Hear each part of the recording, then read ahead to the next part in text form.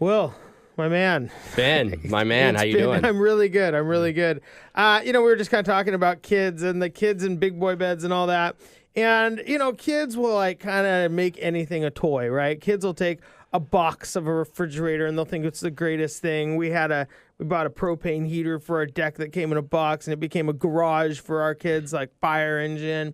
And but now people are kind of willing to make a house, anything out of a house, right? I mean, anybody who looks at a house like, we can make that work. We can make that work, simply because people are just going crazy for houses. Yeah, they're Cocoa for Cocoa Puffs out there in the real estate market, and they're drinking the chocolate tasting milk as well. Isn't that the best? Oh, I love that stuff. Yeah. We should get some of that. Heather, can we get some Cocoa Puffs for maybe...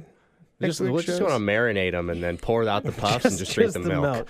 Just the milk. I'll right on that. Yeah. So but really, I mean, it is. Houses are like candy. I mean, people are literally eating them and just devouring the inventory as fast as it comes on. Yeah. You're saying people don't even care what house the color is anymore. Yeah, we do. We're in a real estate investment company. We've got a real estate brokerage, but aside from running the brokerage, my partner and I also do a lot of our own projects. So, we usually got 20, 30 houses that we're in the process of fixing and selling. And, the market's so hot and we've done so much of it that, sometimes we just kind of get bored with painting the house beige. So we'll even jump out there and throw bright green or bright orange or, crazy colors, crazy tile in the house out of our own entertainment. And people just don't even care right now. They're buying it. I mean, we tie it in and it looks good, but, we make it like a piece of candy. Yeah, like a candy wrapper. Yeah.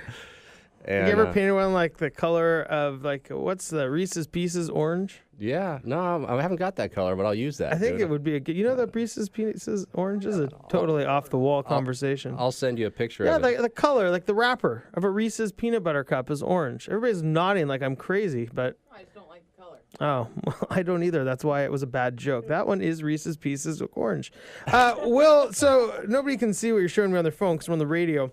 But tell me a little bit about, what people are, how the absorption of these homes is. Because kids like candy. They'll eat it all day until their stomach hurts.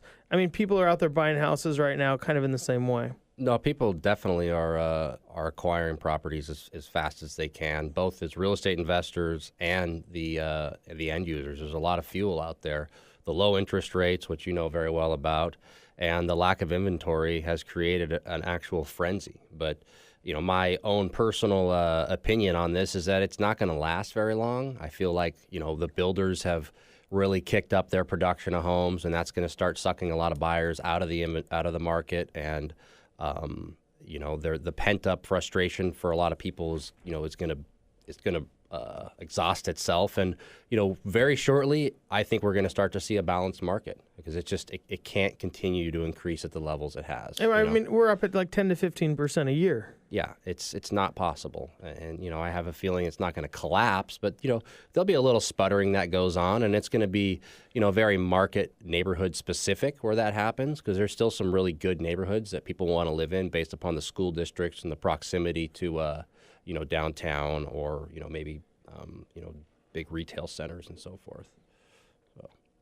So in some ways, you kind of think, looking forward a little bit, that not necessarily we would go down, but it would at least regulate to something that is more normal. It has to. You look historically at any market. It never continues to go up forever. Right. If it were to continue to go up forever at the current pace, we'd basically double the value of every house in the next 4 to 5 years. Yeah.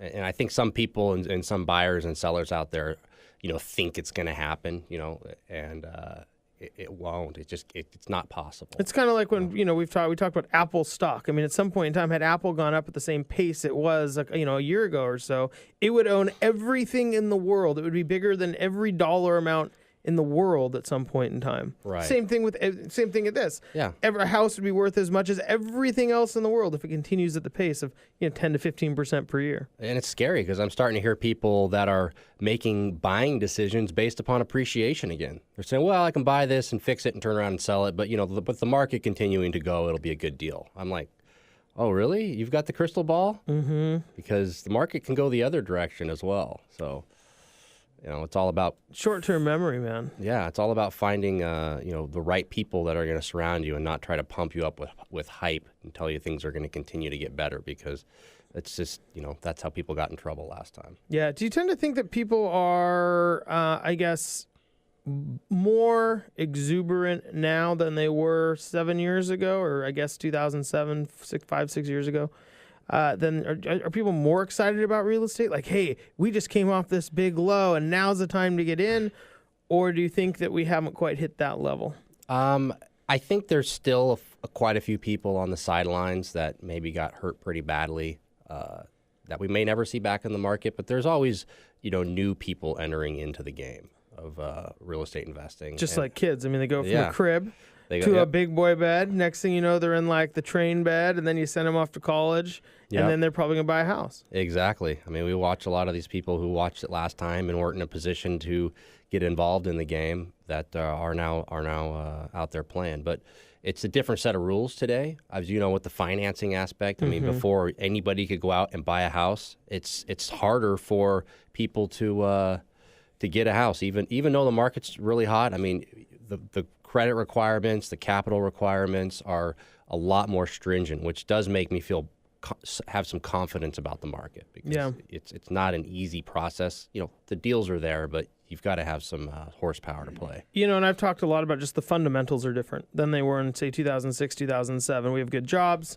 We have hard to actually get financing. So people who want to go bid up a house can't just do it because they want to. Right. If they're going to have financing involved, they have to actually qualify for that loan rather than just, stating their income higher or whatever it may be. Obviously, that's a much different part. Yeah, so there's some definite comfortability knowing that, the buyers that are fueling the market right now do have jobs, do have credit, do have cash. So, if for some reason we do see some sputtering in the market, hopefully they can weather, a minor storm where last time the whole thing just collapsed. Right. Because nobody, you had guys who were mowing lawns buying $800,000 homes, because all they had to do was write in a little box, yes, I make, I own a lawn care. I own a landscaping company.